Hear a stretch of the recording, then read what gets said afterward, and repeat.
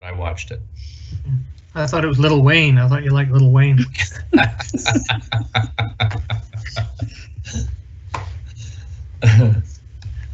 Good evening. This is Upjeet from Curry Mantra.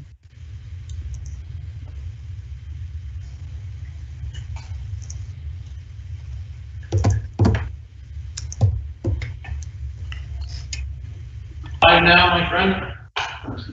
Yeah. Okay. Well, just after 7 p.m. Welcome to today's Orangeville Town Council meeting. We're going to start this off with the singing of our national anthem. 1 minute. 1 second. Okay, I'm just lining that up.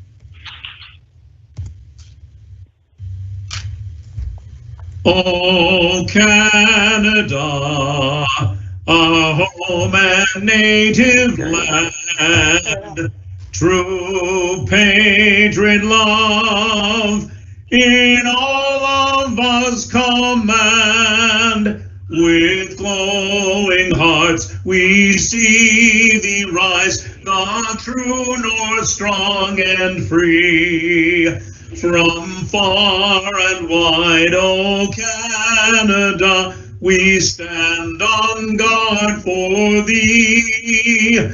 God keep our land glorious and free. Oh Canada, we stand on guard for thee. Oh, Canada, we stand on guard for thee.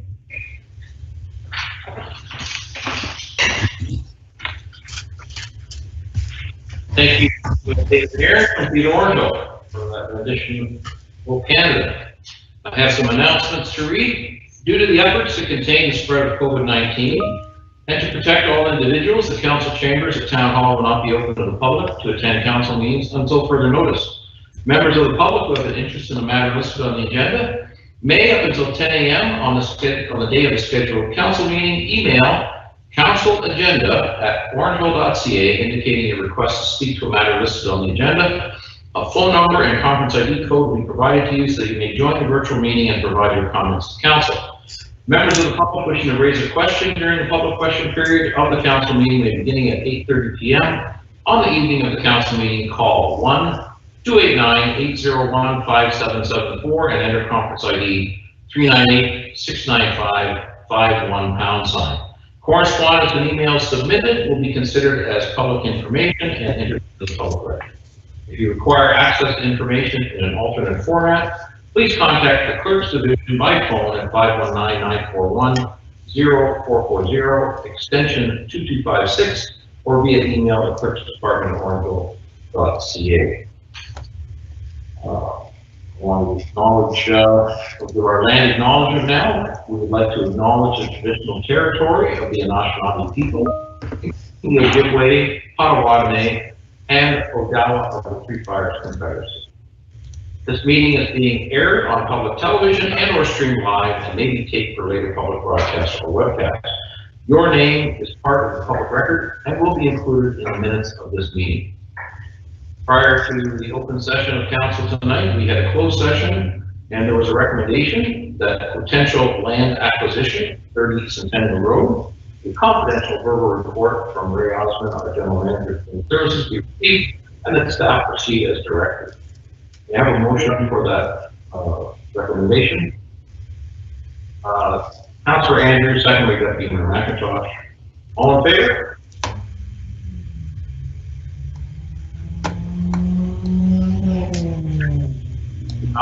Minutes of the meetings. We have the meeting of November 23rd, 2020, the meeting of November 30th, 2020, and the meeting of December 7th, 2020. We have a motion to receive those minutes. Councillor Peters, seconded by Councillor Taylor. All in favor? Thank you. Now moving on to presentations, petitions, and delegations. Our first presentation is from Ms. Deborah Martin Downs, the CEO of Credit Valley Conservation. She's going to speak to Budget 2021. Ms. Martin Downs, are you there? Your Worship. Yes, Mr. Brenner. Worship, staff are trying to get Ms. Martin Downs connected with a link. So hopefully our IT specialist is in the room and they're reaching out to her as we speak. Very good. Okay, so why don't we move along? Our next item is 11.2. This is the Community Recognition Award recipients. This is CAO's report 2020-002. Just going to open that up.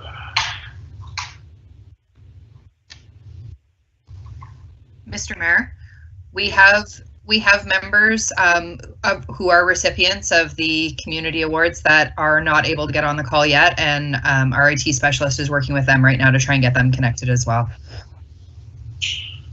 Okay. Well, that being the case, 11.3. shall we move on to 11.3? So we've got Mr. Brent Hollenbeck to present regarding 670 and 690 Broadway. Mr. Hollenbeck, are you there? I don't know if anyone can hear me by telephone. I'm tied in by telephone. Yes, we can hear you. Go right ahead, sir. Oh, good. Okay. We have been unsuccessful on the other method of communication. It is my understanding that the complete package is being brought before council this evening for recommendation. So I apologize. I'm not. I was hoping that Larissa Russell would be making the presentation on my behalf, but maybe I have it. Maybe I misunderstand how that's supposed to be. Well, we have it in our staff reports, item 12.8. So I think I would recommend you stay on the line, Mr. Hollenbeck, and oh, of course. Larissa will be making that report, and there'll be some discussion amongst council members at that time. Do you have anything to offer, or at this moment? No, I don't. I simply I was sort of following the direction that I understood, anyways, that was being brought before council this evening. That was my understanding. So we've made all the adjustments that have been requested to the best of our ability, and hope that council will receive it positively. So I present represent what we've submitted, but with the changes requested. Right. Okay. Have we had any further luck with Ms. Martin Downs, Mr. Bernal? No. Sorry. Okay. 12.3, Mr. Mayor, perhaps we continue to. 12.2. So, getting from Ms. Downs that are in traffic, which means they're not using a computer, which means they're not going to be able to join the link through video. They're going to have to use the call-in number. Okay.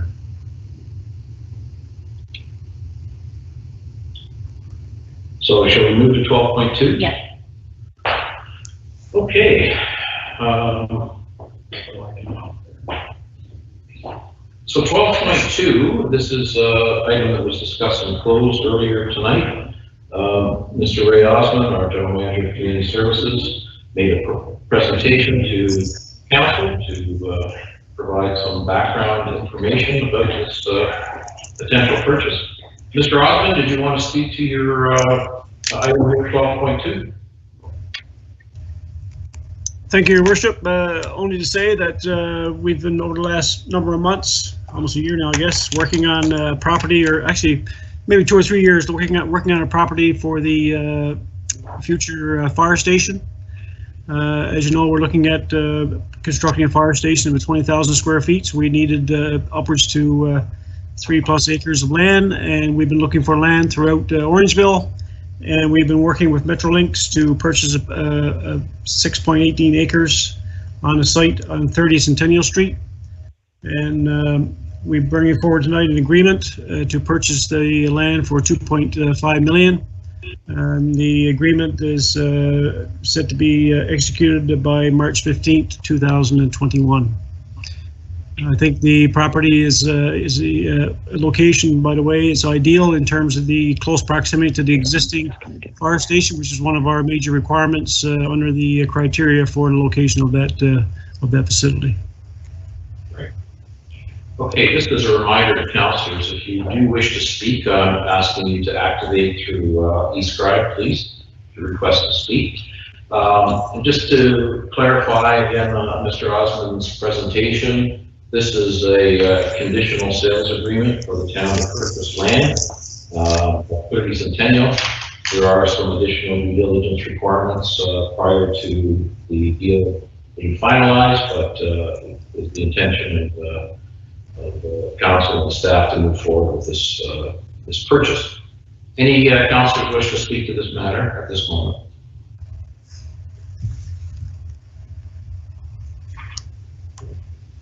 All right. May we have a motion to accept and approve this proposal?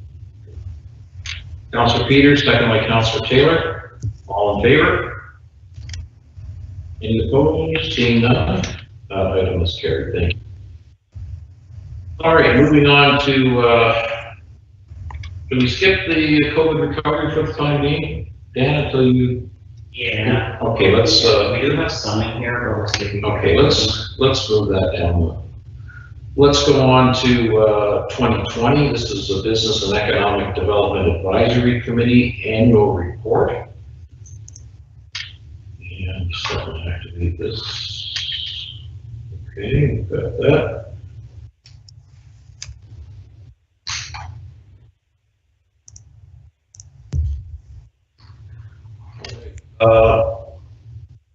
Ms. Phillips, did you wish to speak to this? Through you, Your Worship, this is just part of a regular process that all town committees undertake each year to provide an overview, just a very broad overview of some of the goals that their individual committees will be working towards. So you'll see that you have these reports from every committee for the 2021 annual year. Very good. All right, any councillors wish to speak to this? Councillor Andrews. Thank you very much, Your Worship, and I just wanted to echo Ms. Phillips. Before you go on, can you activate through eScribe, please? I shall. Bear with me for just a moment.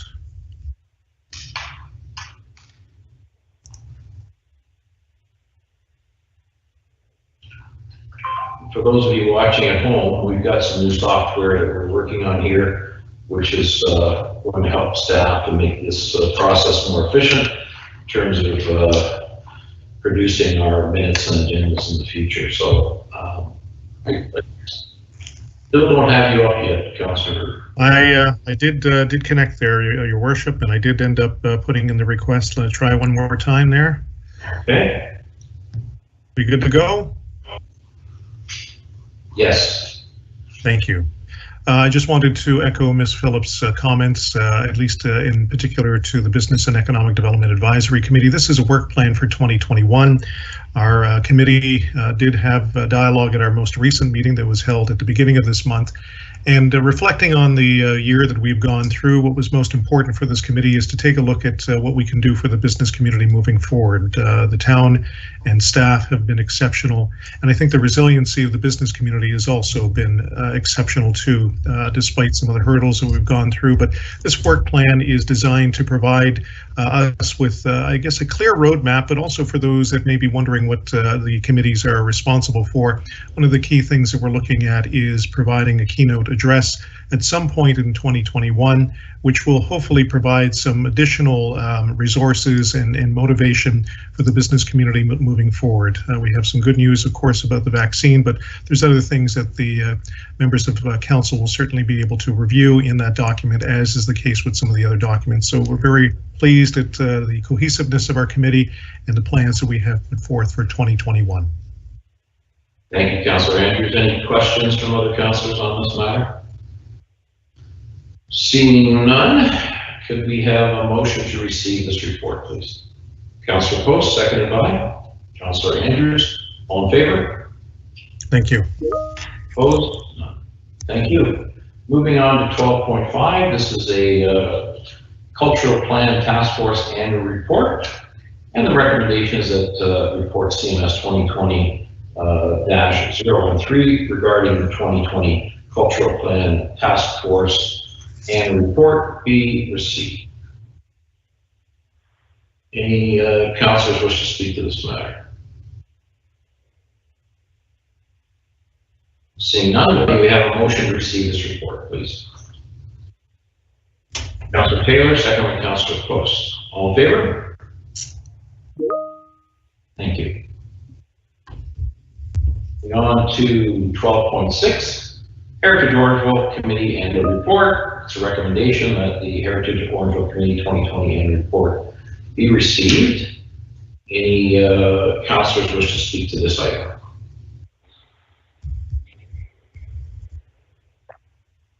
Councillor Taylor, can you activate through eScribe, sir, please?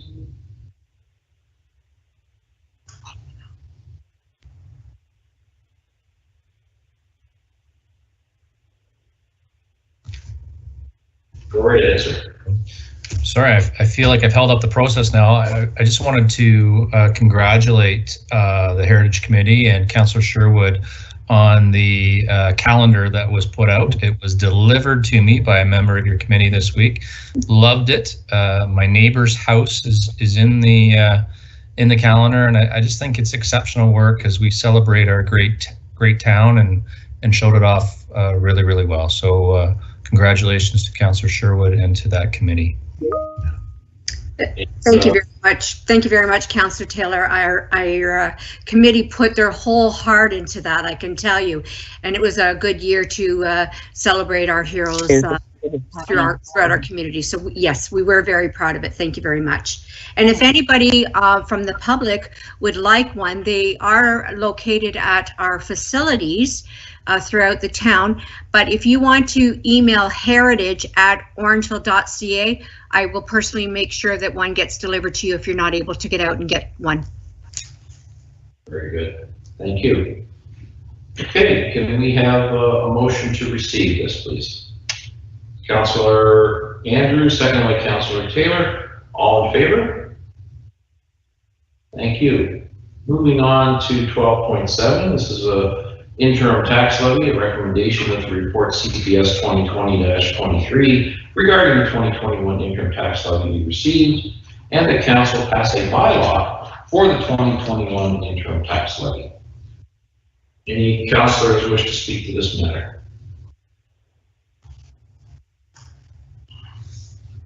Seeing none, may we have a motion to this? Councillor Sherwood, second by Councillor Taylor. All in favor? Thank you. All right, moving on to 12.8. This is the matter that Mr. Hollenbeck wished to be part of. This is regarding 670 and 690 Broadway. It's a recommendation that the report OPZ 419 and CD 2-20 INS 2020-009. This is a recommendation of that report be received and that the official plan amendment and zoning bylaw amendment applications be approved. Ms. Russell, do you wish to speak to this? Thank you, Your Worship. I'm the owner of 67690 Broadway, has made applications, as you mentioned, to amend the official plan and zoning bylaw, as well as a vacant land condo. And before you today, you have a recommendation for your report for your consideration, and the details are provided in your report. I'd be happy to answer any questions if there are any. Great.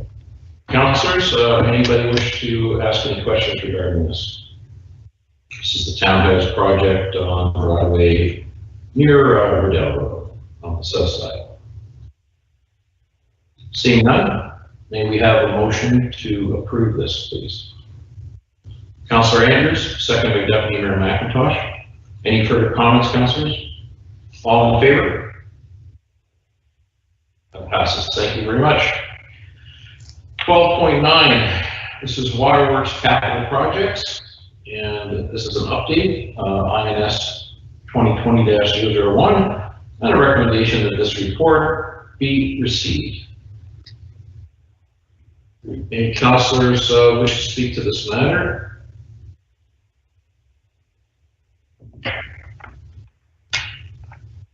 Seeing none, may I have a motion to receive this report, please? Councillor Taylor, second by Councillor Post. All in favor?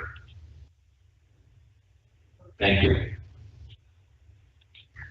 All right, we have 12.10. This is the Faulkner Street Sunset Drive Sideway Options Report. And I'll read this. This is a recommendation that report INS 2020-013, the Faulkner Street Sunset Drive Sidewalk Options be received, and that an option, either 1, 2, or 3 from the options listed below, be included as a project in the draft 2021 capital budget.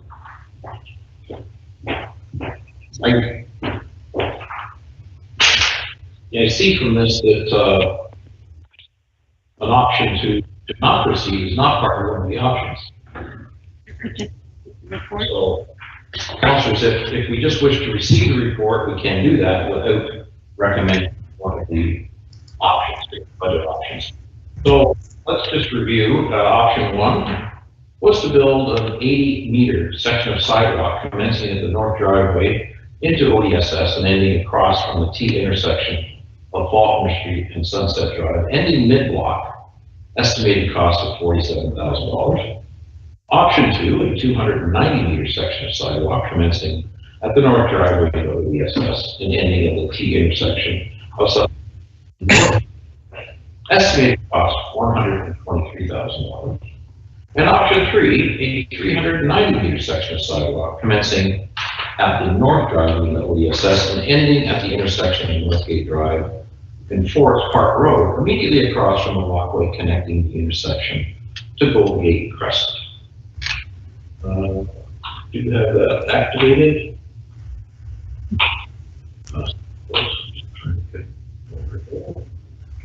All right, we've got Deputy Mayor McIntosh and Councillor Taylor. Councillor Taylor, you were in first, so go ahead.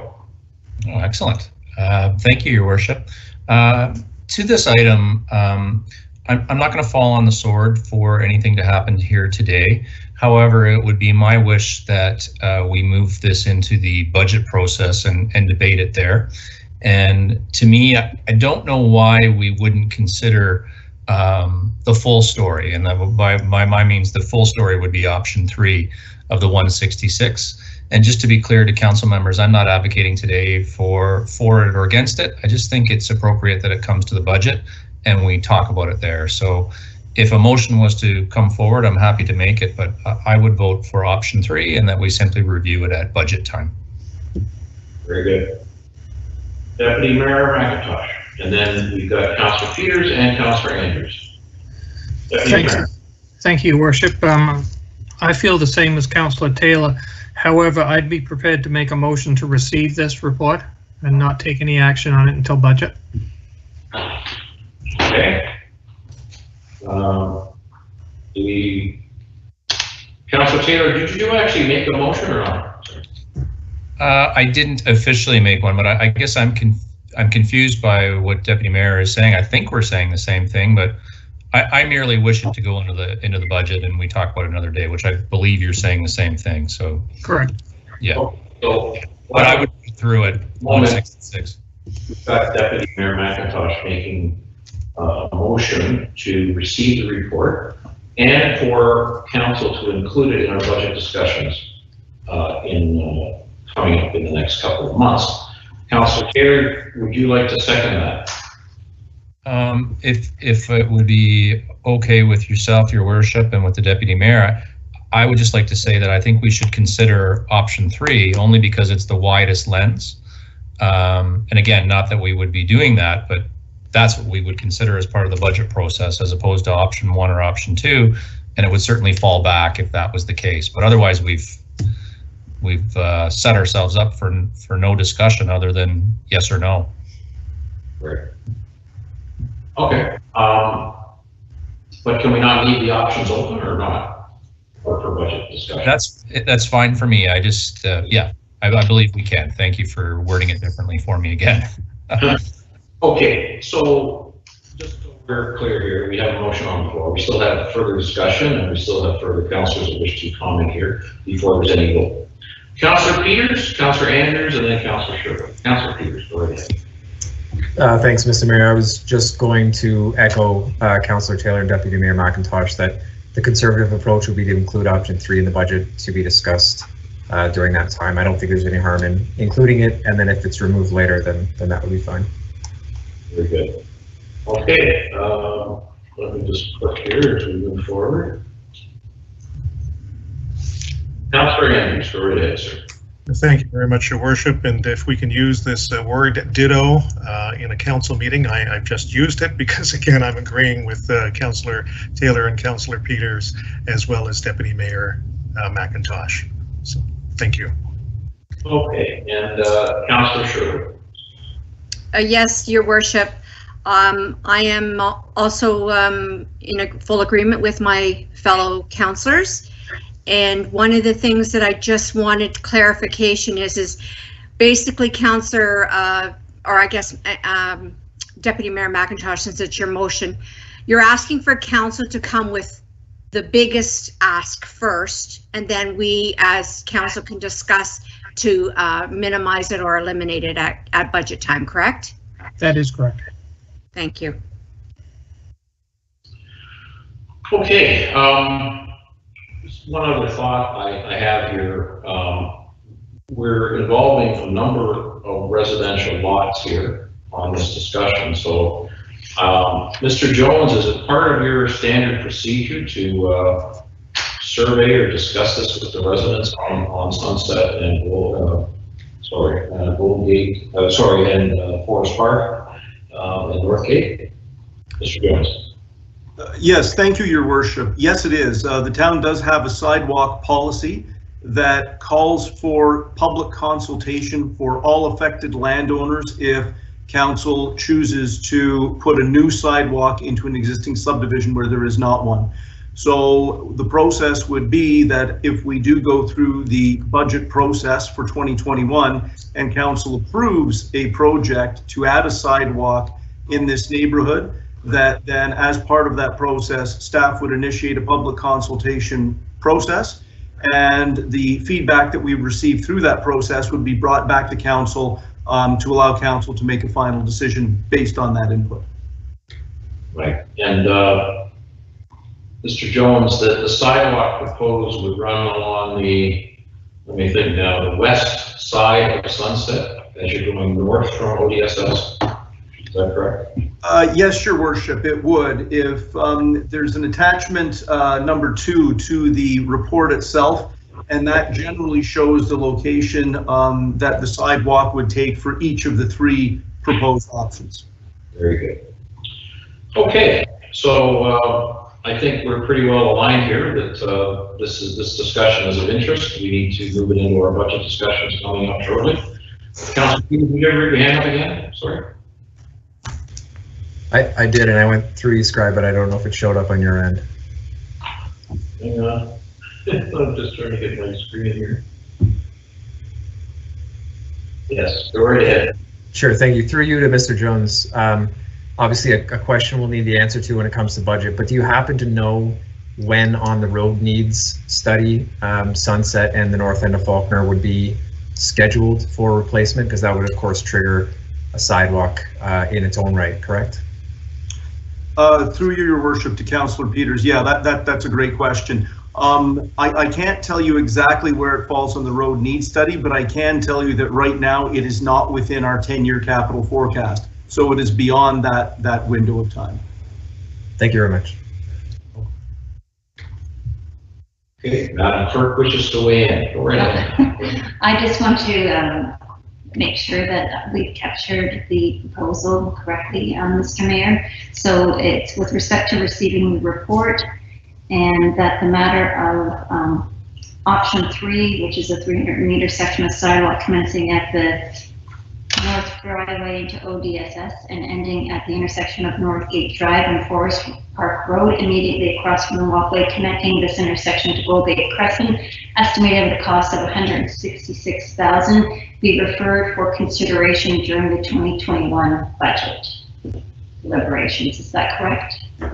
Correct, and I would ask our Public Works Department maybe to keep options 2 and 1 in front of us during the budget discussion, just in case we have to trim things back a little bit.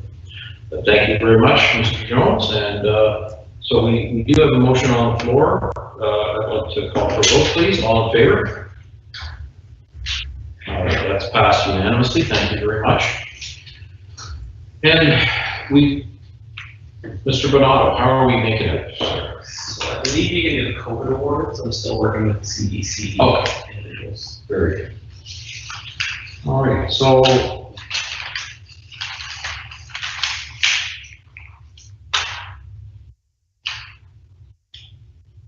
So 2020 has been a challenging year for everyone.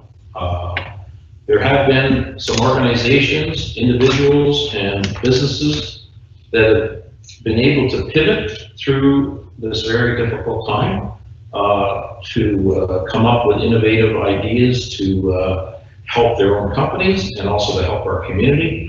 And Deputy Mayor McIntosh made a motion back a few meetings ago that we try and identify and recognize some of these individuals, businesses, and organizations. And town staff has taken that challenge on, has come up with some very, very good recommendations, and we'd like to recognize those individuals today. So let me just open this.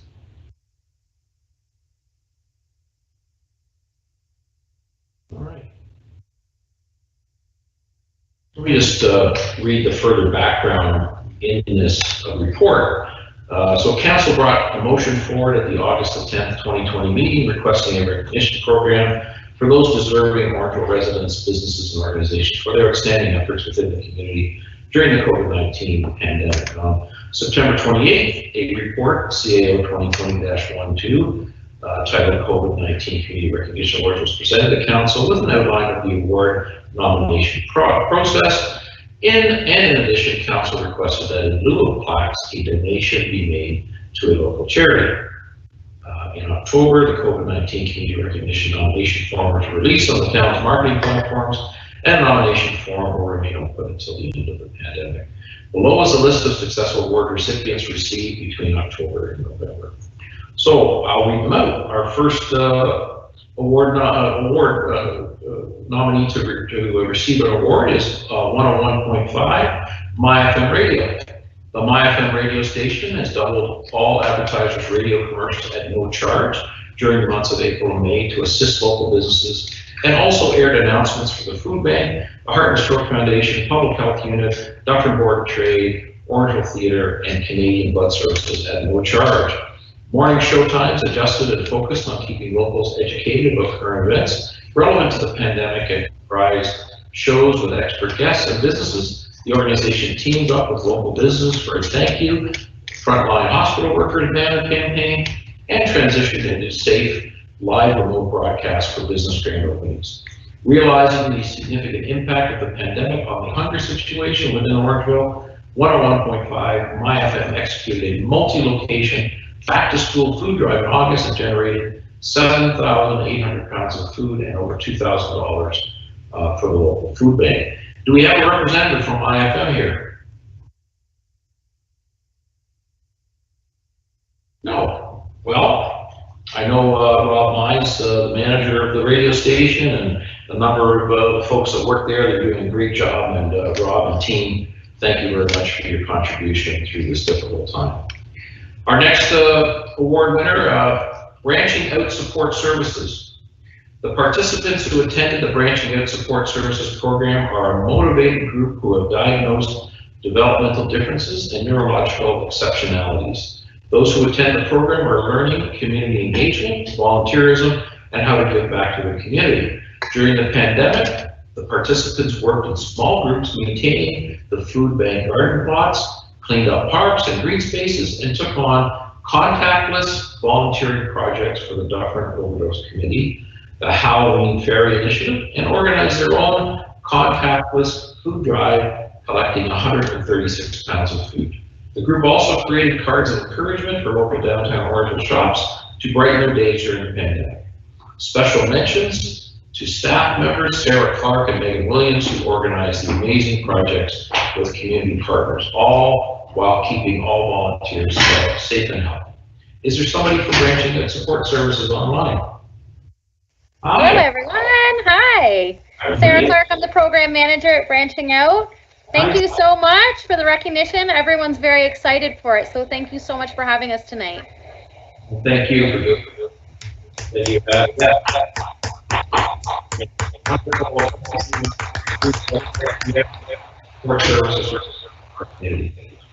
Okay. I'm sorry. Who are we speaking? Okay. Am I here?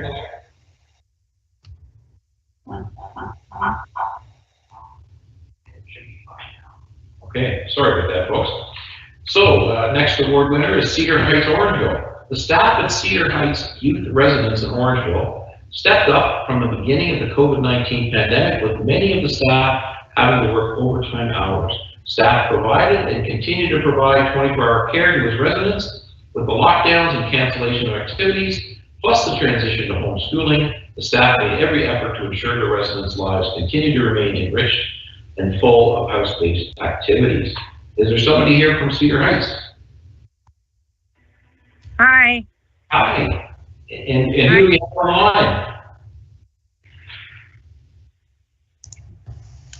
Hi, can you hear us? Yes, I can. Yeah, and can you introduce yourself, please? Sarah Hunter from Cedar Heights. I'm the program manager there. Very good. Well, Sarah, thank you for joining us. Did you have anything further to say tonight? No, we just appreciate it, and thank you for the acknowledgement. Very good. And thank you for everything you're doing to help these the youth in your facility, Sarah. Thank you so much.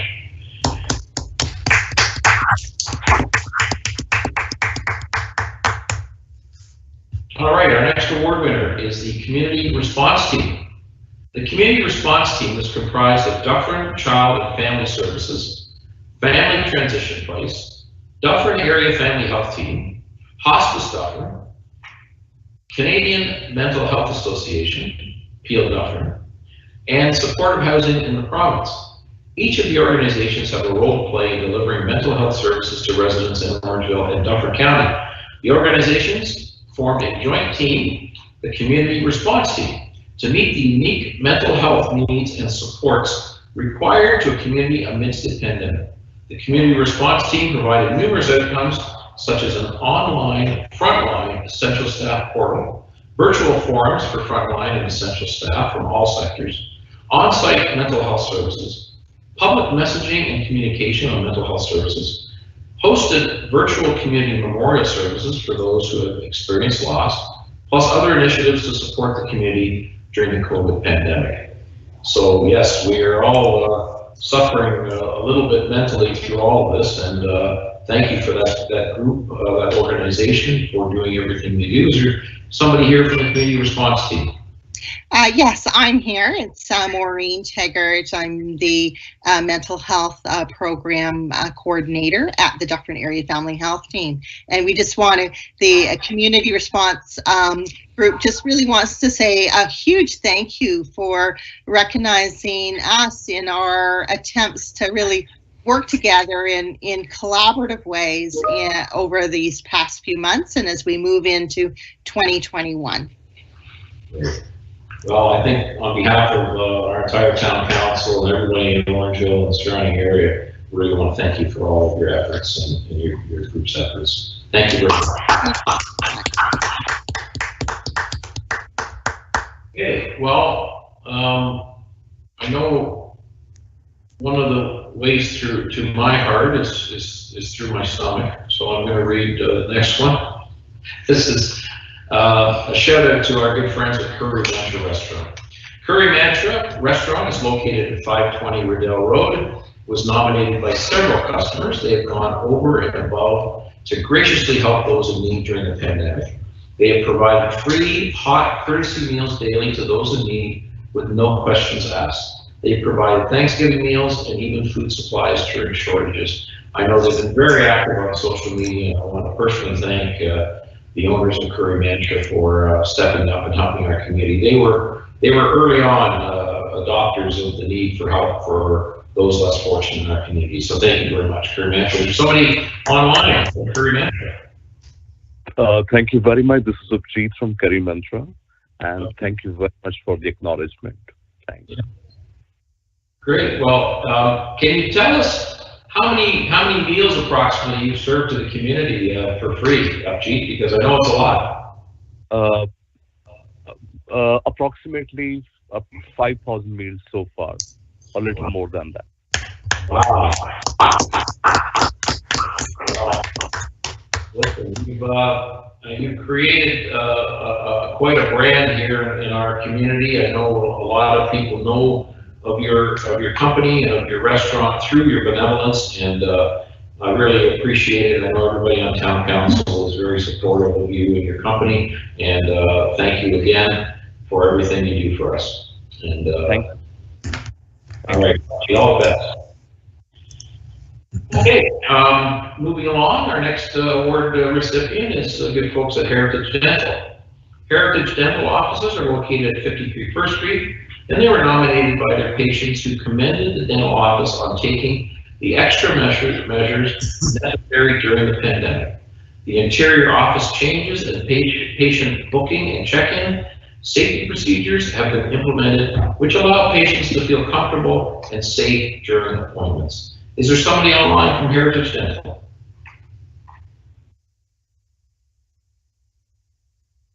Hearing none.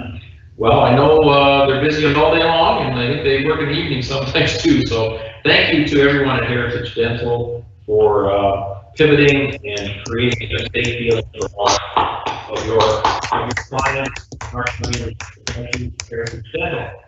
Moving on, we've got our good friends at Deja Vu Diner and Box Meats. Deja Vu Diner is located at 318 Broadway and was instrumental in ensuring that the community had access to essential items since the start of the pandemic.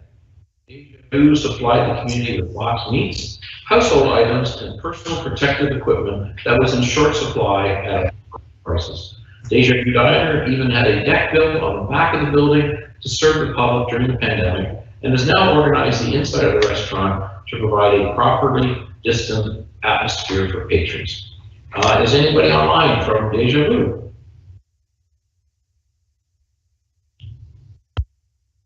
Here, I know Jennifer is the principal there. I've enjoyed many meals at Deja Vu, and I really have to commend Jennifer for pivoting into the box meats and produce early on when she was shut down, but she was able to create a change to her business, which helped her own business and helped the community greatly. So Jennifer and team at Deja Vu, thank you for everything you do for our community. And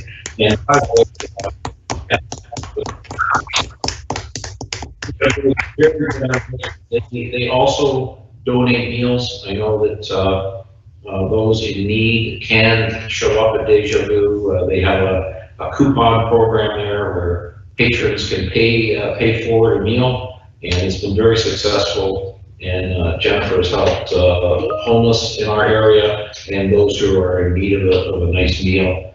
So Jennifer, thank you. You're really important part of our community. Thank you.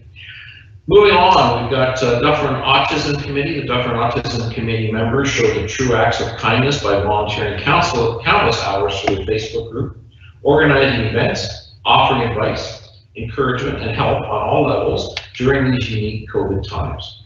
The committee provides information of events, workshops, and take-home kits through Autism Ontario and offer pickup across Ontario with contactless porch delivery. The committee has provided social distancing activities in the community, in person and online, providing information to parents for Autism Speaks Canada. They've decorated yards for birthdays and anniversaries with drive-by parades and organized and raised $15,000 for the Autism Speaks Canada Walk on Wheels car parade event.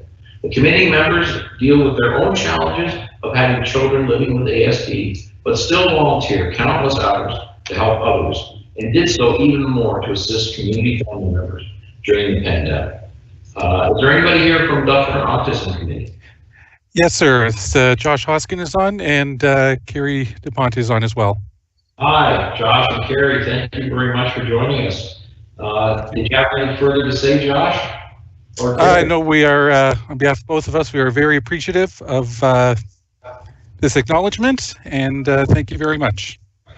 Thank you for everything you do, town councilors, staff, and all of the residents of Orangeville. Thank you for everything that you've done through this very difficult time. And I know the challenges that some families face with the autism spectrum, and to go over and above what you normally do in your daily lives is fantastic. So thank you so much. All right.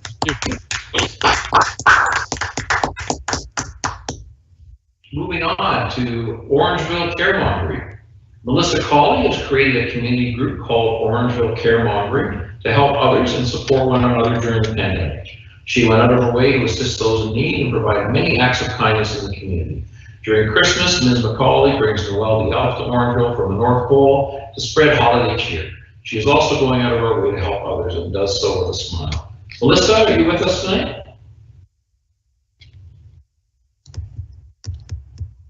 Oh. Okay, well, I do know that Melissa has put this group of caring individuals together, and there's been a lot of positive things come out of the Caremongering group for this community. So let's hope they'll continue and carry on and support everyone through the pandemic and even after. So all the best, and thank you, Melissa.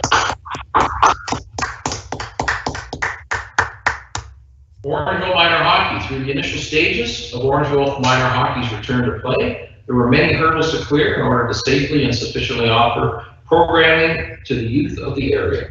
Seeking organized coaches is always a battle. However, Rob Delton stepped up eagerly, willing to help out, and led a group of young hockey players.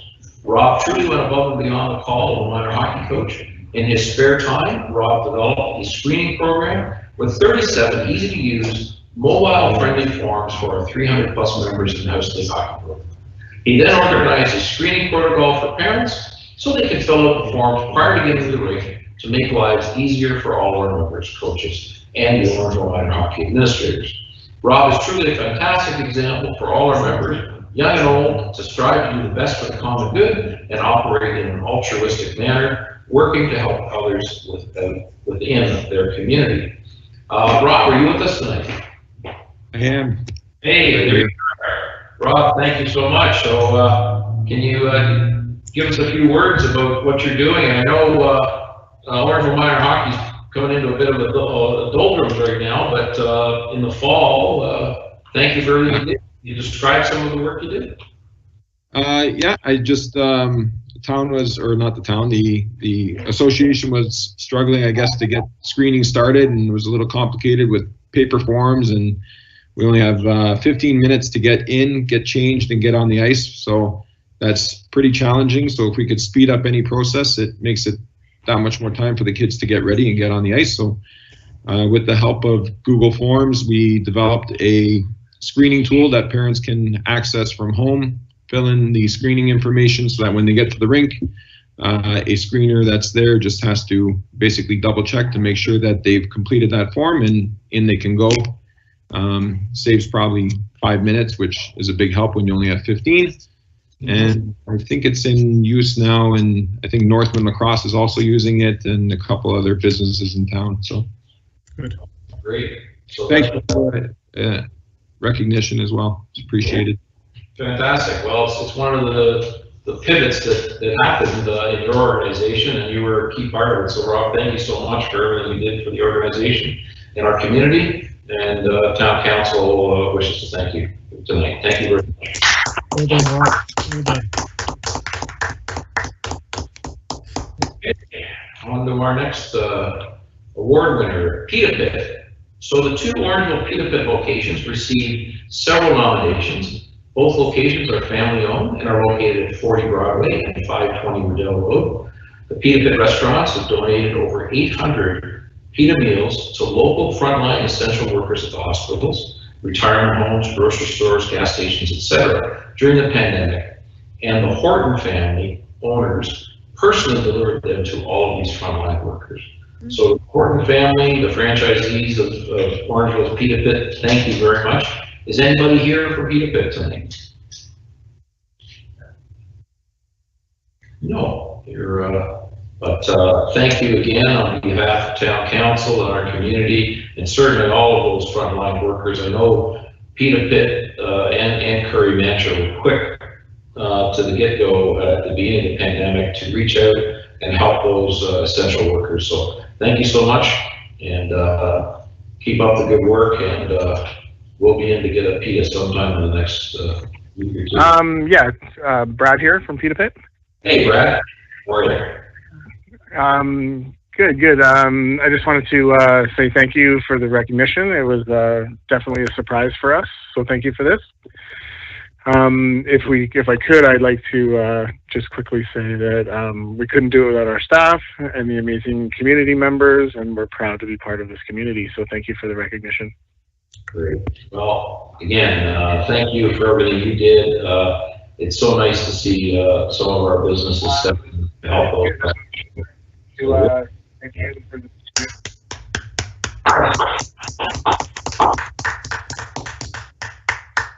All right, on to our next award winner. We have Marifa McMullen. Since April, Marifa McMullen has been offering 3 free live Zumba workouts every week in her basement, which is now converted into a studio. Marifa is always upbeat and smiling. She engages with participants and has been a leader by contributing to the Orangeville community physical and mental health during the pandemic. Marifa, thank you so much. Are you with us tonight? Yes, I am. Can you hear me? Yes, we can. Hi.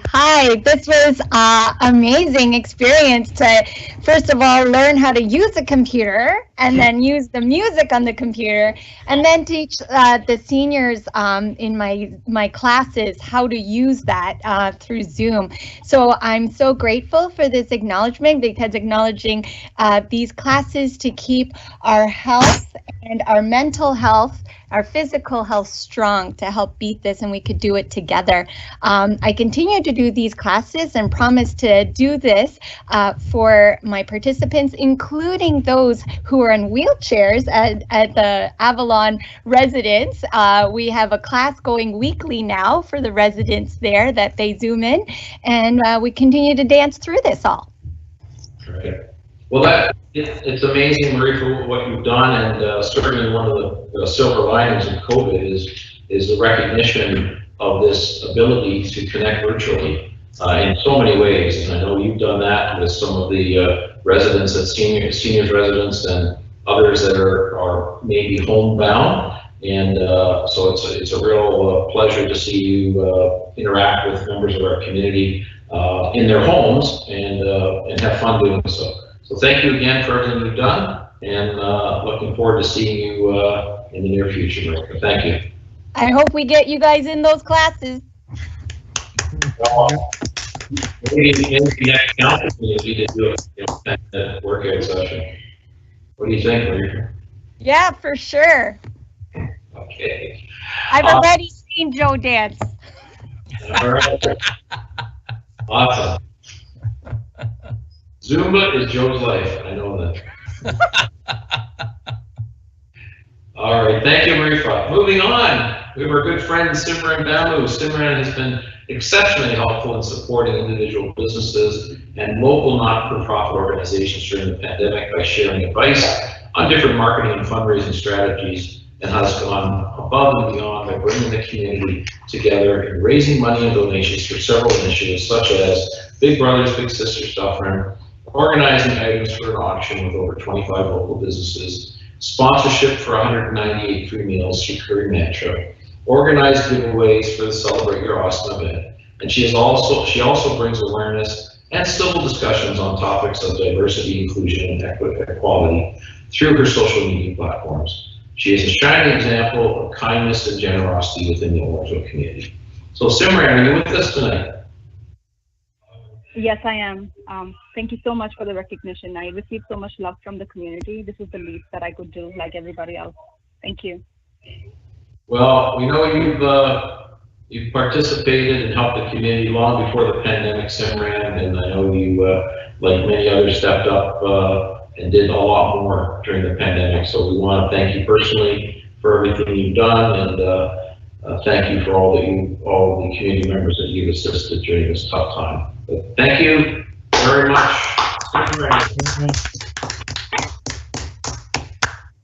All right, so SYM, or Sim Bookkeeping, is located at 234 Broadway. They've remained open for extended hours from the start of the pandemic in March to assist clients and businesses to ensure that their clients receive information on the Canada Emergency Response Benefit, or CERB, and to assist with business operation inquiries. Sim Bookkeeping has strived to stay on top of the news and changes and ensured all their clients were informed accordingly. Is there somebody here from Sim Bookkeeping? No. Well, I know that a lot of information was coming out hard and fast at the beginning of the pandemic. It was difficult to decipher everything that the government was putting out to support residents and businesses. So thank you, Sim Bookkeeping, for helping to decipher some of that information and get it to their clients. All the best, Sim Bookkeeping. Thank you for your help. And last but not least is our good friend Tina Avery. Ms. Tina Avery has been volunteering her time producing programs at Rogers TV, Dufferin Caledon for over 5 years. Between April and July of 2020, Ms. Avery produced 19 one-hour COVID-19 local update information shows to keep the community informed with the current changes, and welcomed many guests such as MP Kyle Seebeck, MPP Sylvia Jones, Town of Orangeville Mayor Brown, plus other councillors, medical professionals, and emergency services staff. Tina organized and coordinated all the guests for the show and produced the shows from her home as a volunteer. Tina enjoys giving back to the community that she loves by providing valuable information during the crisis. Tina, are you with us tonight? I am here. Can you hear me? Yes, we can. Great to have you. Thank you so much. I was very surprised and very honored to be included in such a category with so many wonderful community members that have been doing and giving so much of their time. Right. Well, we do have a lot of people that have helped during this pandemic, and will continue to do so. And I know, Tina, you've been very involved in our community for many years. So thank you for everything you did during the pandemic and are continuing to do. So thank you, Tina Avery. Thank you. All right, that concludes our COVID-19 awards. For now, the application process is still open. Those who are listening in, if you have other residents, businesses, or organizations that you feel are worthy of an award like this, please submit your applications, and sometime in the next couple of months we'll have another ceremony like this and award some additional recognition.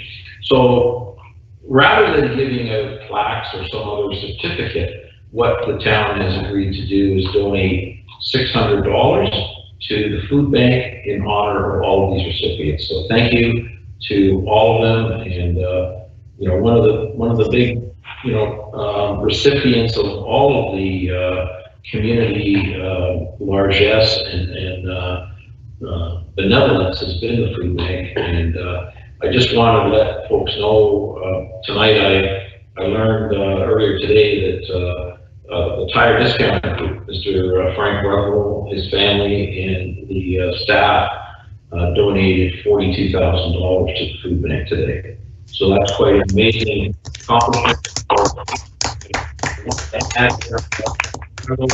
Discount folks onto our award ceremony today. That's really, again, going above and beyond. That $42,000 at Christmas time will be very well received by the food bank to help families in need. So thank you, Mr. Bernardo. Okay, Mr. Bernardo, were we able to get? We should be on the phone, and I'm going to share the presentation here. Okay, let's go back to 12. Where are we? You're going to item 11.1. I'm sorry, 11.1, which is a presentation from Ms. Deborah Martin-Downs, the CAO of Credit Valley Conservation. Ms. Martin-Downs, I understand you're on the line.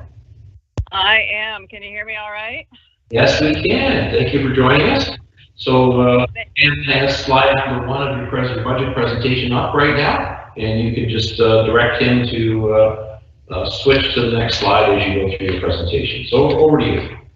Great. Thank you so much. I apologize for all the confusion. We've done all sorts of different kinds of meetings over the last year, and this one is probably the one that topped us up the most. So anyway, well, thank you for having us, Mayor Brown and members of council, and it's a pleasure to always come and visit, even if it's virtually. So I'm not sure if Jeff Payne's on the line or not. He is our Director of Corporate Services and Deputy CAO, and he's also should be joining us tonight. The next slide, please. Tonight, I'm just going to give you a sense of the work we completed in 2020, along with some 2021 directions, and of course, what our budget ask will be for 2021. Next slide, please. So, like you, COVID had just turned our business upside down as well as yours. We began planning for our business continuity around the end of February, and then started implementing many of our measures as early as March 12th, when we had to cancel our very popular maple syrup festivals. So we closed our office and we moved to a work from home model on March 24th, where we stayed until we reopened the office on September 8th, which unfortunately with Peel Region in the red zone and then shortly thereafter into lockdown, we decided to close it again on November 13th. But it was so great while it lasted, getting to see everybody and doing what seemed to be normal for a change. So luckily, we had a very pragmatic and thoughtful approach that was largely led by Jeff, and that allowed us to successfully continue our core business on behalf of all our partners, and still ensured safety for our staff and the residents we serve at our offices and our parks in the community. So in the next couple of minutes, I just want to tell you a little bit more about some of the things we were able to do over the last year. So the next slide, please. One of the key things for us was that we've been doing a digital transformation for the last basically 2 years. By November 19, all of our staff had received laptops and our network set up, which allowed all of them to easily work remotely with full access to all the digital tools they'd have in the office. So our timing was pretty incredible. If we'd waited any longer, we would have been in much harder shape. So next slide, please. One of the things we're really proud of this year is completing our updated strategic plan. So that's in the process of being distributed to partners. And I know I gave a few to Orangeville when we met back in October. The previous 5-year strategic plan really had set the foundation for some pretty big projects. And while it was expiring, we weren't sure we should do one with all the uncertainty we'd been facing. However, we decided we needed to own our own future, so we began developing the plan in late 2019. So like everything, we were delayed due to the pandemic, but we pushed through, and in September we launched our Future Taking Shape, which is a plan for 2020 to 2022. And we're almost through, of course, the first year of it, but it's a pretty ambitious plan, and it really focuses on completing or making some substantive progress on the projects and activities we started under the previous plan. there's so much good work to do and so little time. Next slide, please. So with all this IT infrastructure empowering us, we were able to do some really interesting things and pivot from delivering in-person programs to online programming. And it allowed us to continue our work with landowner stewardship, with environmental education and multicultural outreach. Our education staff, who had already been challenged with the number of school strikes we had last year, began developing multimedia curriculum-connected digital resources for teachers and students from kindergarten to grade 12, including video and outdoor education activity packages, which were really welcome come March break. So our education video series has had over 4,000 views through our website, so we think it's been pretty successful, and we'll keep doing a lot more of that. Next slide, please. We are also challenged to continue working with residents, but we managed to change that to virtual events, and we reached over 650 residents in the watershed for various programs. And we also trained our 155 participants who did citizen science on a butterfly blitz in the summertime to document butterflies in their backyards and in their neighborhoods. Next slide. And I hope you're keeping up with me. You should be on one that says Town Coffee Chat at this point. So we were really pleased to have our staff, Andrew Kett, our Senior Manager of Education, join Mayor Brown's Town Coffee Chat to talk about celebrating Earth Day through the pandemic. And also Bill Lister, who is our manager of our parks, also joined you about Orangeville's parks and trails. So we really like talking about all the things we do. So thank you for asking us to join you, and I hope you'll do so again. Next slide, please. In March, we conducted extensive work on the Island Lake South Dam in order to bring it into compliance with current provincial standards. So the project cost over $800,000, and half of that came from the province through their Water and Erosion Control Infrastructure Fund. The crews constructed anchors to tie the concrete structures into the bedrock beneath the dam, and that makes it far more stable. So it should be there for you for quite some time. Next slide, please. In 2017, as you recall, there was significant flooding along Mill Creek and Menora Creek. And so with funding from the town and the National Disaster Relief Mitigation Program and in-kind support from CBC, we've continued to work together with Orangeville on the flood mitigation study. So we've finished our work on around the fire station to determine what measures could be taken to reduce the flood risk there. And I gather that work is still proceeding, and you've been seeking some additional funding to investigate some other opportunities. So I'll be happy to continue working with you on that. Next slide, please. We also had our programming for private land stewardship continue relatively seamlessly. Luckily, we were able to get back into the field by about late May, early June, so it gave us the opportunity to get back out to visit people. Our Green and Corporate Grounds program supported the nearby Headwaters Healthcare Center and implemented 3 sustainable landscaping projects there as well. Next slide. This new tool, Alertable, is something that our board's been wanting for some time to help watershed communities who are subject to flooding, so like Mill Creek and Menora Creek and places. So we piloted Alertable in July and set up the Credit River watershed as one of the areas that users can subscribe to for hazard alerts. And after a successful pilot, residents are now able to subscribe free to our alerts through Alertable, and you receive flood watch and warning messages only for now. But hopefully, in the future, we hope to be able to use it for parks if we need to close to high winds or tornado warnings or other events. And we will be sending out more communications about this in the spring, or in time for spring freshets, so that the users have an opportunity to get set up for that time frame. Next slide, please. As you are no doubt aware, we had to close our parks on March 24th. It was a very difficult decision to make because people were certainly coming out in droves to enjoy the parks, but we didn't have personal protective equipment for staff or protocols, and we really could not manage the numbers of people coming out without risk to staff. So we worked really closely with our municipal partners, bylaw enforcement, and police to manage property closures during this time, and we really appreciated all that support. But due to the fantastic work of our park staff, we reopened our gates in mid-May, with all sorts of protocols in place. Unfortunately, we've been able to remain open, and only once in a while do we have to halt access due to overcrowding, and you can see the lineup of cars trying to get into Island Lake there. We have been amazed at the experience this summer, and we didn't even have any events, weddings or maple syrup or fall festival or anything, and we've seen a 53% increase over 2019 numbers, and that's on top of a total increase of 260% visitation increase over the past 10 years. So certainly parks are seeing the love, and we don't see that necessarily letting up anytime soon. We even kept them open a bit later this year into mid-November to allow people to come and enjoy them still. But now everybody's taking a well-deserved break. Next slide, please. And we continue to invest in new park infrastructure. So October 6th, we saw some of you to officially open our new natural playground at Island Lake Conservation Area.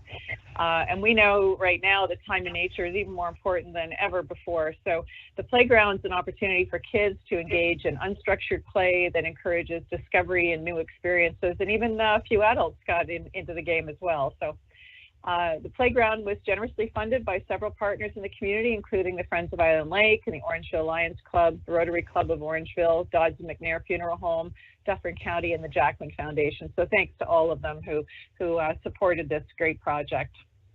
Our next slide, please. And we were also able to carry out a few public planting events as we got into the fall. We missed our spring ones, but we held 9 tree planting events throughout the watershed, and one of them happened to be in Orangeville. So our staff were really happy to get back out and do what they enjoyed doing, and we did have to cancel the last ones planned in November, but we did enjoy it while it happened. And we're getting ready for next spring already. Next slide. And our last in-person event was on November 3rd, and we unveiled the first wayfinding and interpretive signage for the Credit Valley Trail on an existing stretch of trail at Upper Credit Conservation Area in Caledon. And when complete, the Credit Valley Trail is going to be a 100-kilometer pathway through the Credit Valley, connecting the Vicky Barron Lakeside Trail to Caledon, Halton Hills, and eventually to Lake Ontario and Port Credit. So it will connect communities to nature, to their Indigenous heritage and cultural features, as well as to the Credit River. We have just launched a consulting assignment with an Indigenous architectural firm for Island Lake to design our first Indigenous hub there. So we're really looking forward to seeing that come to fruition. We've started a big campaign now, a $10 million fundraising campaign for the trail, and we're really looking forward to being able to make more of this a reality in the coming year. And the last of our good news slides is that we were really proud to announce that CBC was named one of Canada's greenest employers for 2020 back in June. And then just last week, we were named one of the Greater Toronto's top employers for 2021. And these awards are really great honors and a reflection of our passionate and dedicated team.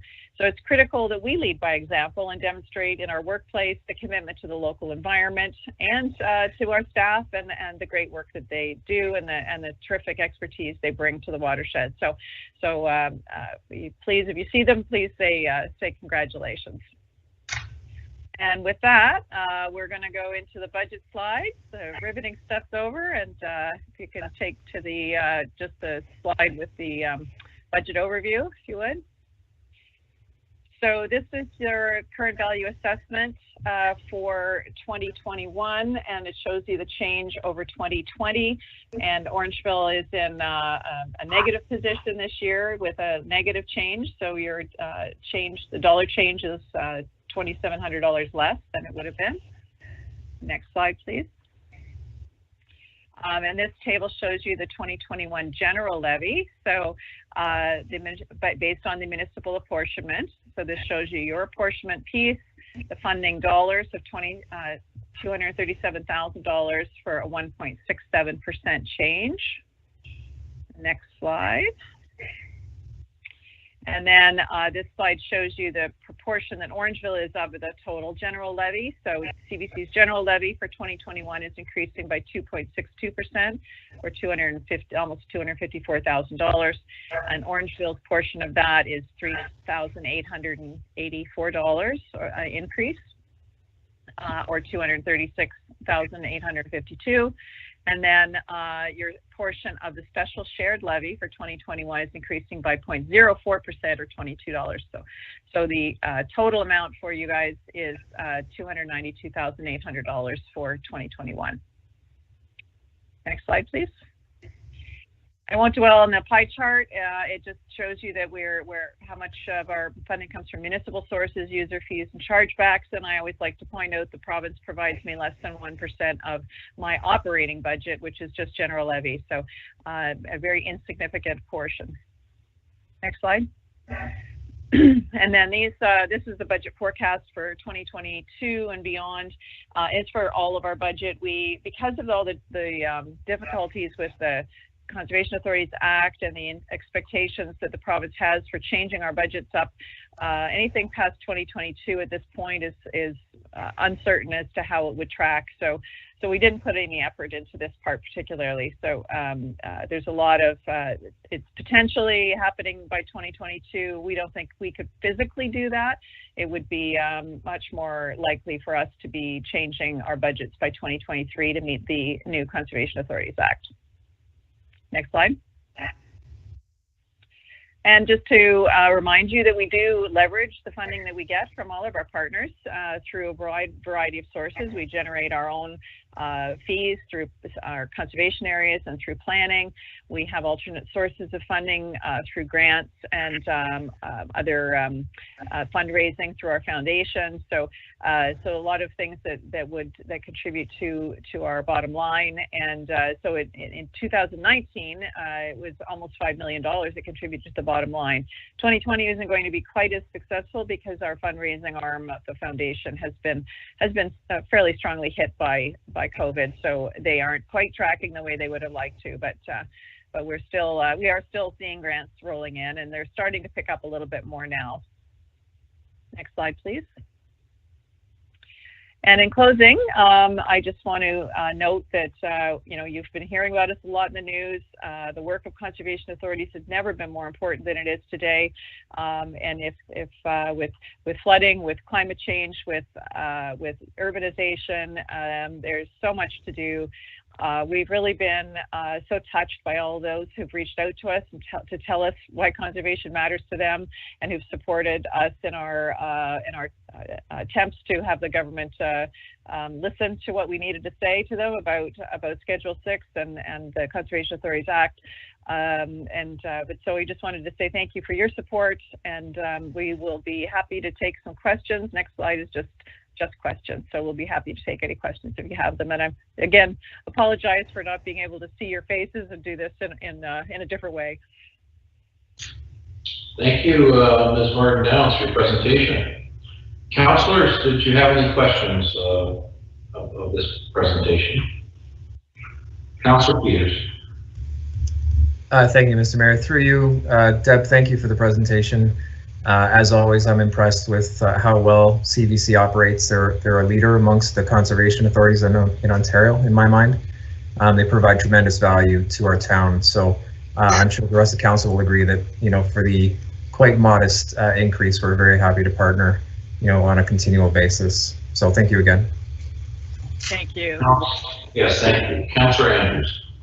Thank you very much, Your Worship, and Ms. Martin Downs. Thank you, echoing Councillor Peters' comments.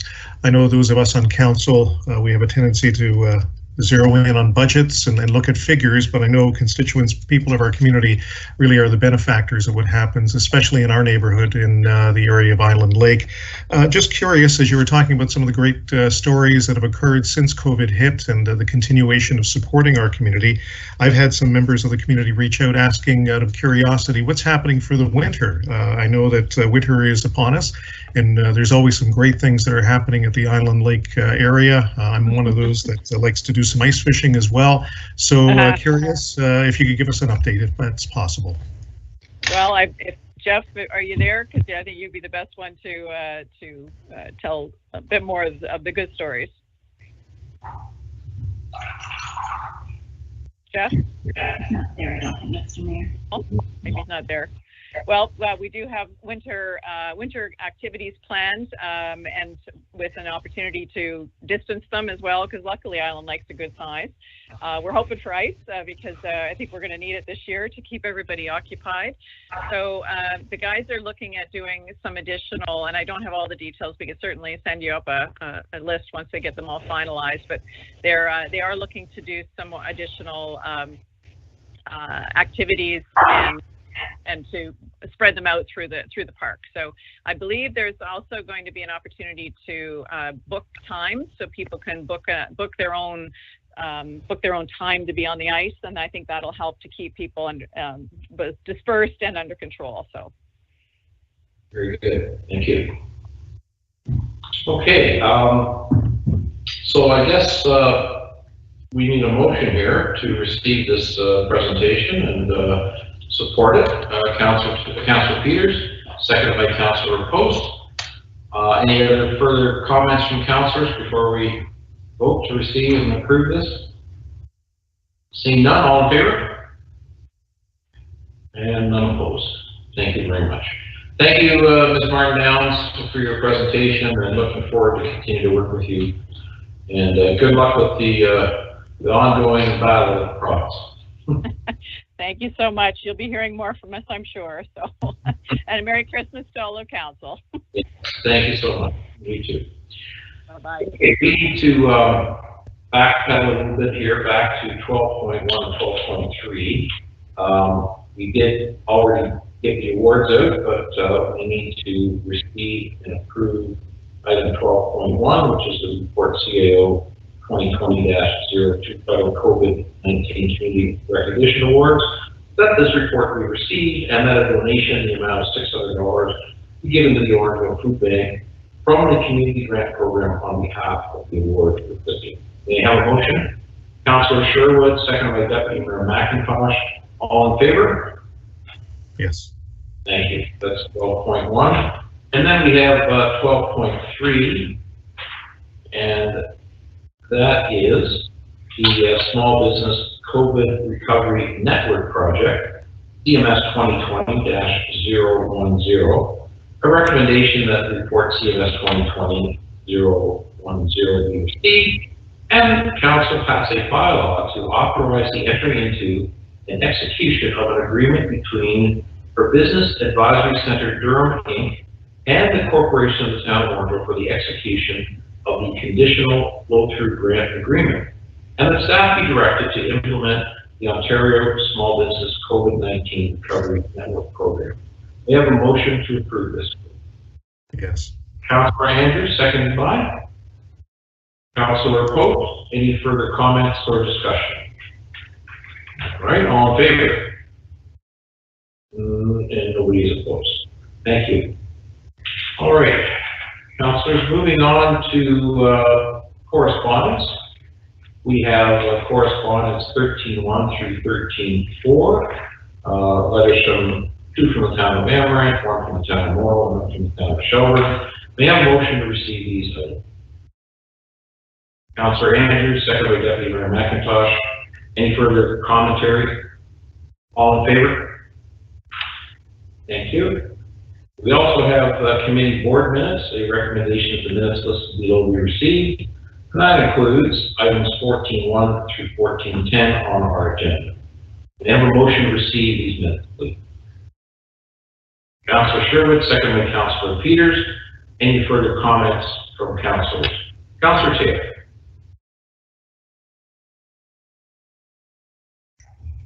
Yes, thank you, Your Worship. Through you, Your Worship, to Councillor Peters. I read with interest the Sustainable Orangeville meeting minutes, and thank you again for doing what you do through that committee. I was interested in particular in the Hutchison Court naturalization, and I was just hoping you could speak to that in terms of next steps and a timeline, and also to thank you and your group for doing that work. I think it's a really good thing, and the neighbors that are in that area are quite interested in what you're doing. So just hoping a little bit more information and a timeline, and thanks again. Certainly. We had a delegation from the public on that topic. They read with interest about the council discussion in that area. the group that came are very much advocates for, you know, naturalization and native species and that kind of thing. So the group sort of discussed what that area consists of at the moment, and while it is naturalized, it's not necessarily what you'd call native or sustainable from a, you know, a long-term maintenance and species friendly sort of arrangement. So the committee agreed to take on a section of that land in collaboration with the Parks Department to sort of take out some of the species that are either non-native or invasive or that cause issues with wildlife or for humans, and sort of a replacement program, again, with more sustainable and native species there, which should improve the aesthetics as well. So there's a certain section of the path that's been taken on as a bit of a pilot project. We're hoping to engage the citizens in the area to, you know, partake in that event and sort of understand more about the rationale behind the improvement and what species are going in there. You know, a bit of an education component for the residents in that neighborhood. And with success, you know, we could move on to other areas along that stretch or other stretches of pathways within Orangeville. So the target would be springtime to, you know, sort of inventory that area and start pulling out the species that are causing trouble before they flourish too much. And again, introducing the more native and bee friendly species there to, you know, hopefully take over some of the plantings that are causing some grief. Very good. Councilor Taylor. Yes, thank you, through you, Your Worship. I appreciate all of that, Councillor Peters. I think that's just excellent that you and your group are doing that, and yeah, it's fantastic for the area. I'm curious, one of the big complaints that we receive as councillors is, you know, you never told me. How did I know about this? Nobody. What will be your specific action plan for linking in with these folks? Is it a door knocking campaign? Is it a letter campaign? How will the neighbors hear about it? Because I think people are going to be quite interested in helping you with the initiative. I think some of the outreach has already sort of happened organically, given that we've been talking about this area for a little bit, but certainly the engagement and education piece, I can't speak to the exact mechanism. However, we're best able to you know, canvass that area. One or two residents from that area, I believe, has reached out to the delegation we had in terms of championing a bit of that neighborhood aspect, reaching out to other residents in the area. We want them to know why it's being done, what the benefits are, and hopefully find a middle ground where, you know, we don't have just an area of turf next to the pathways, which, you know, doesn't offer nearly the biodiversity or natural landscape that I think the town is striving for. But at the same time, learning to recognize the species that are causing some difficulty in the area and, you know, get everybody on board with that initiative. That's great. Very good. Any other commentary, councillors, on these minutes? I just wanted to let folks know that Chair Taylor of the Perth Police Services Board and Vice Chair McSweeney working hard after a very busy time to bring the board minutes up to date, and they are there. So thank you, Mr. Taylor and Mr. McSweeney, for pulling all of this together for us. So we've already had a motion on the floor here to receive these minutes. All in favor? Thank you. All right, we have a notice of motion prior to meeting. This is item 15.1. It was an amendment that came through middle of the day today. This is item 15.1. This is Deputy Mayor McIntosh's notice of motion prior to meeting regarding transit transfer station. Whereas council at its meeting held on November 23rd, 2020, defeated a motion to locate the transit transfer station on Broadway between 1st and John Street. And whereas County Council at its meeting held on December 10th, 2020, passed a motion to work with the town to investigate potential options to locate a transit transfer station at Elbrook Center. And whereas Town Council is supportive of working with the county to determine the feasibility and costs associated with locating the transit transfer station at the Elbrook Center, now therefore be it resolved that work with County Government to assess the feasibility and costs for locating the transit transfer station at the Ettlebrook Center Street, connecting with Dawson Road, which includes the detailed design options prepared by Triton Engineering, and the staff report back to council on this matter, on the matter of adding a second community, and on the matter of adding a second community garden in town in January of 2020. All right, so that's Deputy Mayor McIntosh's motion. Anybody wish to second that motion? Councilor Sherwood. Okay, any further commentary on this motion? Yes, Councilor Post. Thank you very much, Mr. Mayor. I do have one question, which is in the last paragraph there, it stated that this project or this motion will include detailed design options prepared by Triton Engineering. So are those going to be updated engineering drawings? And if so, what's the cost of that and where is the budget for that coming from? Through you to whoever can answer the question. Well, I think what was intended here is there's two iterations of drawings with a private roadway going through the Ettlebrook project. One, the road was close to the building. The other was away from the building and was encroaching more on the community garden.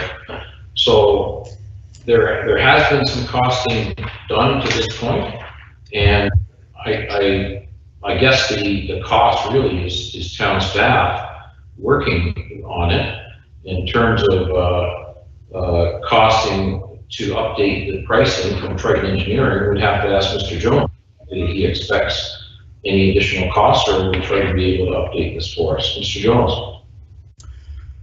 Through you, Your Worship, to Councillor Post, what we have thus far really are concept plans. They really aren't detailed designs. And what staff would do is we're going to reach out to the county and talk to the county about these different options, take a look at what some of the costs might be associated with these options.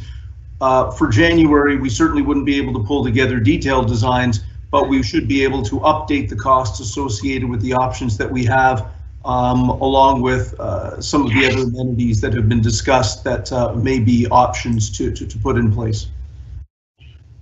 Right, just to clarify, Mr. Jones, so if council decides that they wish to pursue following receipt of your report, likely in our second council meeting in January, you would then go to RFP the proposal with which a vendor would be selected who would prepare a design build proposal for you. Is that correct?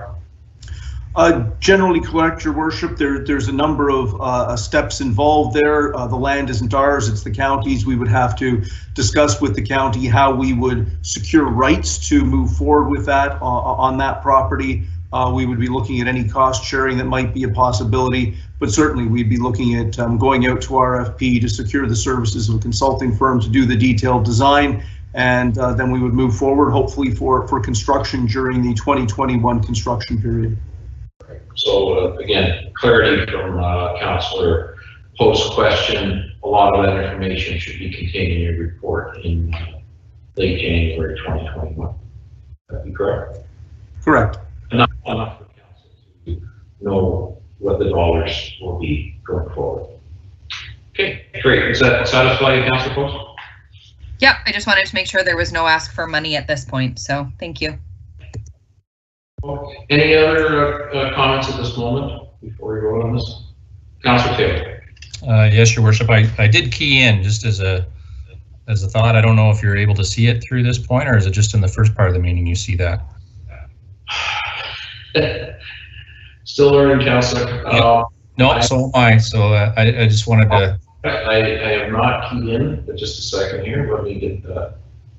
Here we go. There we are. I'm a rule follower, you know. Okay, I'm now activating, and you should be there, I would hope.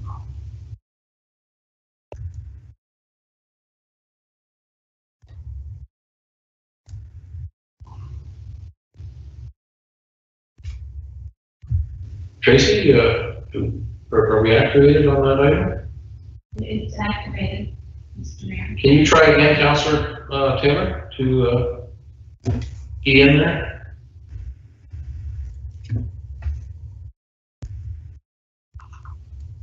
Oh, there we go. Got it.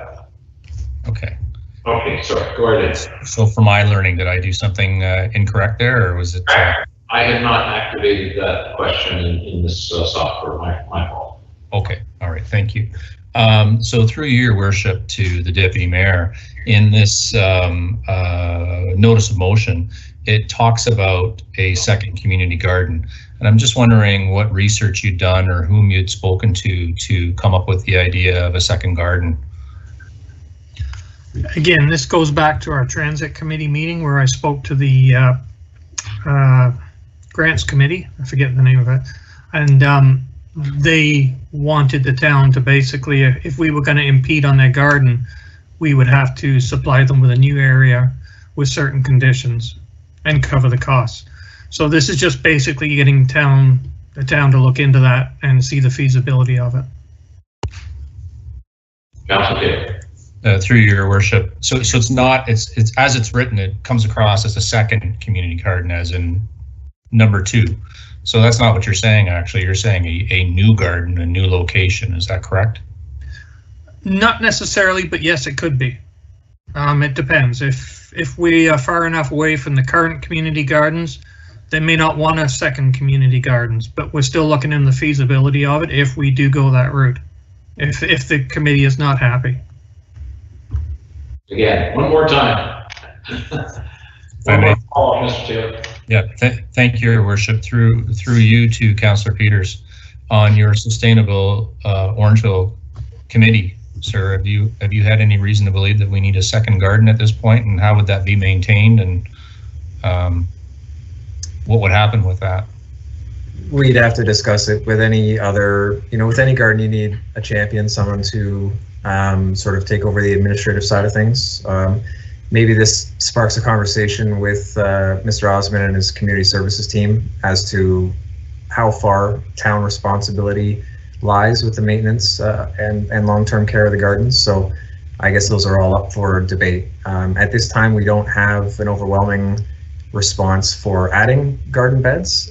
There is very positive engagement with the current beds, both at Center Street and the 2 that are located on Upper Grand District School Board property. If this current location was to be manipulated in some way or eliminated, we'd have to reassess what the demand is. Thank you. Okay, thank you. Councillors, any further comments on this request? Motion.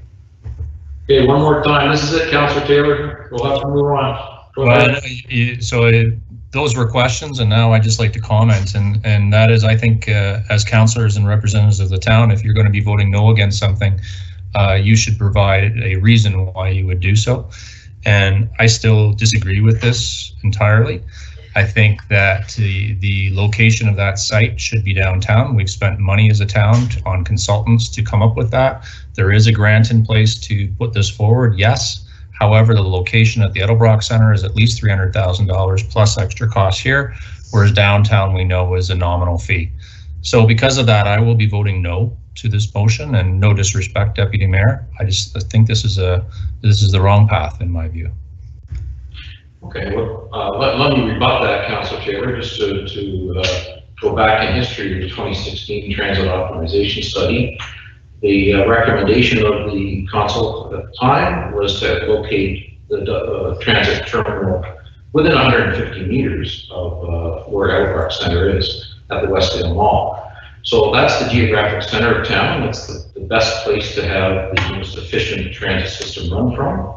Also, we're bringing in regional transit into potential for regional transit into the Edelbrock Center. And we have the money available through grant dollars to do something with a much more long-term vision than the Broadway option that was presented earlier. So I think, it would be very interesting to hear the costs associated with, and we won't be voting on this until near the end of January when Mr. Jones brings back a report. But as you know, I firmly believe that the downtown Broadway location is not ideal. businesses, the entire VIA was not supportive of that location. All the businesses there, many of the residents did not believe it. And the decision to change that vote, I think is going to be a very positive long-term good for the town of Orange Walk. So, yeah, with all due respect, Your Worship, the consultant's report does not say Outtlebrock. It says downtown. That is the #1 location. 2016 said Westdale Mall. The most recent one says downtown. 2016, I'm going back to the original report. Right. Optimization study 2016. That's where it was to go. And the one we have today says downtown. The only reason we have it today is because the Westdale Mall folks turned it down, Councillor Taylor. That's not true either, Your Worship. The only reason we're on the position now is because the previous council, like county council, didn't approve it, and we had to find different options. That's why where we are today. Did you not in January 28 recommend it, sir, as part of the transit committee? In 2016, 2017, yes. 18 January 2018. It went through and it failed. Oh. It failed at that time at county council. That's why it's come back to where we are today. It failed at county council because of internal bickering amongst councillors at the time of Orange. On that, we agree. Right. But you did recommend it in 2018. It was your motion that recommended Outtlebrock, correct? That is correct. And since then, we've gone through a new process, spent additional monies, and that recommendation came back with downtown as the recommendation. Downtown costs no money. This one costs money. Well, just to rebut you one more time, Councillor Taylor, this town council, nor the transit task force knew about the Outtlebrock option as a potential. We did not know that. So, and you did. So later on, we found that option was possible, and it changed the field completely. It changed the decision-making process, and we're here where we are now because that option is a better option. Well, Your Worship, I do agree that I knew about that, absolutely, as did Mr. Jones. However, we went through different ideations as time went along because those options closed to us as time went. Anyway, I'm not sure that it matters.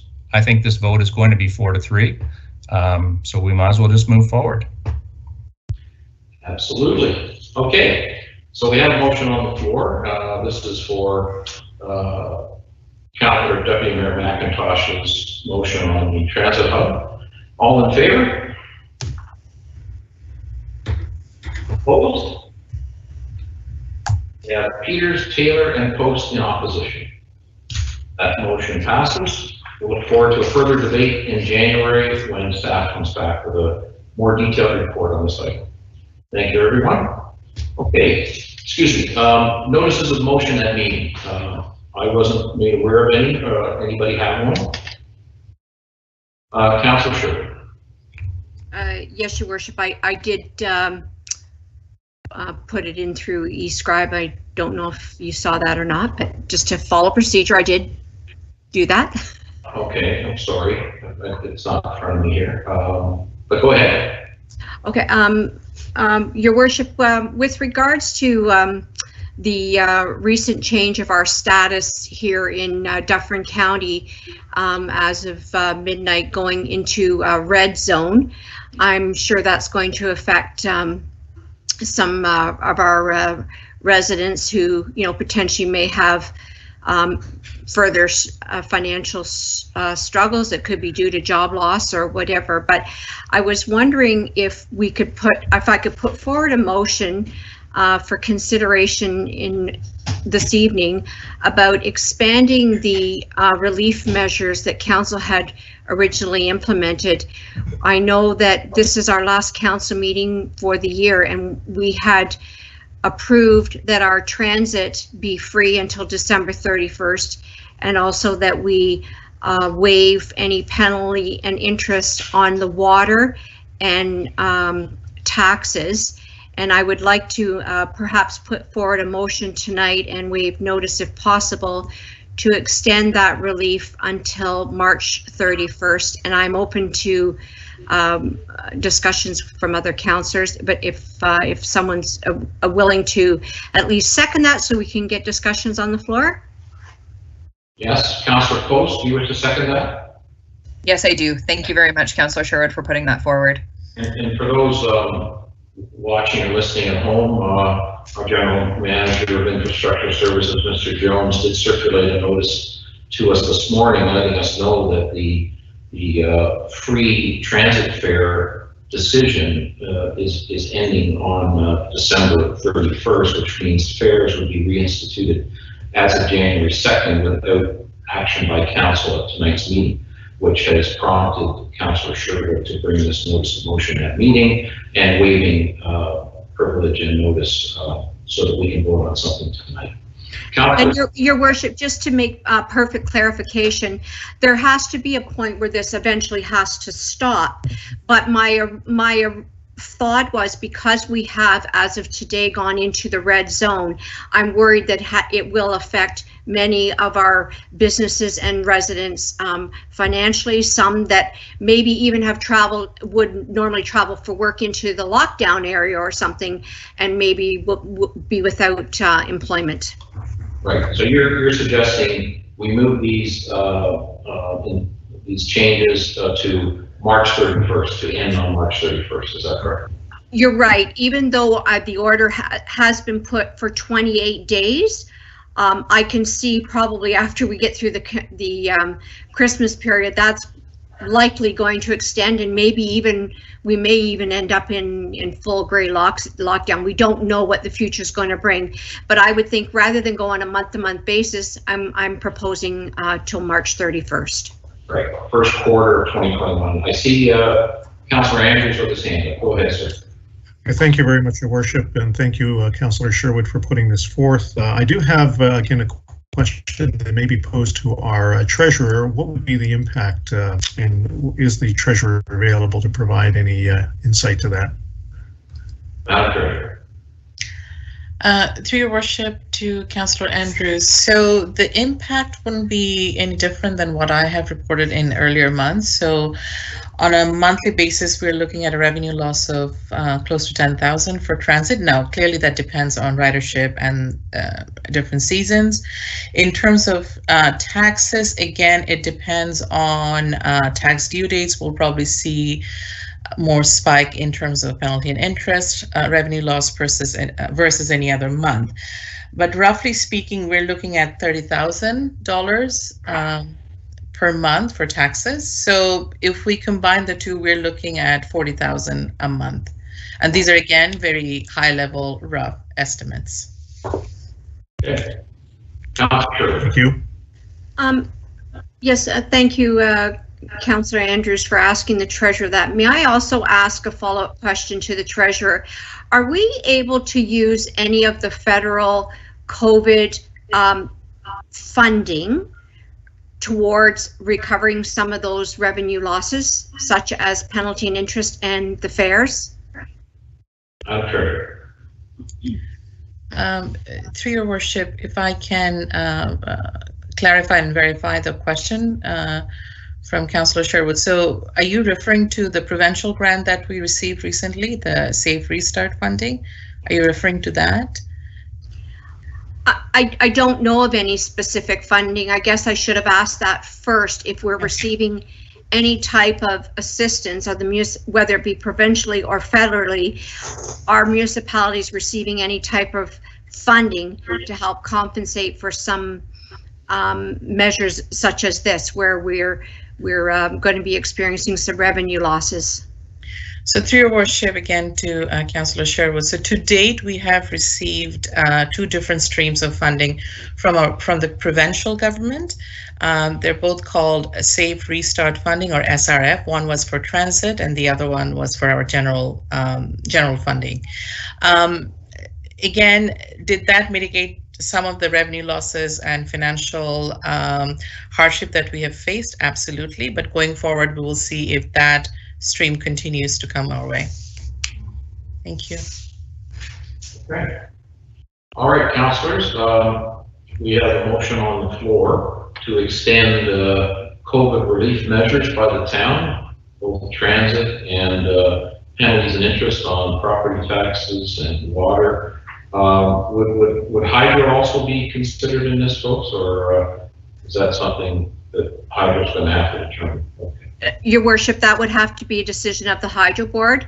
I'm only talking about the water that is affected on our hydro bills. So water, property tax, this is the interest and penalties on late payments, and also transit fares will be free until March 31st, just for clarification. Okay, any further comments, councillors, before we vote on this motion? Seeing none, and that is to approve this tonight, a waive privilege of notice motion, and all in favor? That passes unanimously. Thank you very much, councillors. Thank you.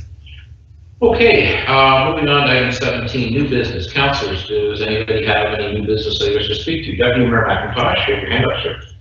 Thank you, Worship. I had the opportunity late last week, to sit in on a call with our Premier, and he was talking about the vaccines that were coming out. Since the call, most of it has actually filtered through to the news media. Just a couple of interesting points. They have a couple of vaccination sites set up. I believe today was the first day for them. Their goal is to get healthcare workers to go there. They can't get into long-term care homes because they can't transport the stuff they need to transport, the vaccine. So they're having the workers go to the locations. And again, this could, excuse me, this could change as soon as they get a different vaccine or if they get more of it. So there's a lot of unknowns, but they seem to have it well in hand as to what they're going to start doing, but they really don't know how much they're going to get. And again, it's a 2 vaccine thing, so they don't want to give a bunch of vaccine out for the first one and then be short on the second one. So they're being very, very careful how they distribute it. That was basically the gist of the call. Very good. Thank you, Deputy Mayor. Councillors, any further new business at this meeting? Okay, seeing none, moving on to question period. Mr. Bonato, do we have anybody online? We have nobody online. Okay, moving on to bylaws. We have bylaws 19.1 through 19.6, and we need a motion to adopt and approve these bylaws. Councillors? Councillor Andrews is making that motion, seconded by Deputy Mayor McIntosh. Any further comment on those bylaws? Seeing none, all in favor? Thank you. And our final item is adjournment. We have a motion to adjourn. Councillor Taylor, second by Councillor Post. All in favor? Thank you. And this is our last. Well, are we going to be back again next week? Oh, no, Mr. Mayor. We're done. So wishing everybody Merry Christmas, Happy Holidays, Happy New Year. I know we all need a few days off to recharge our batteries and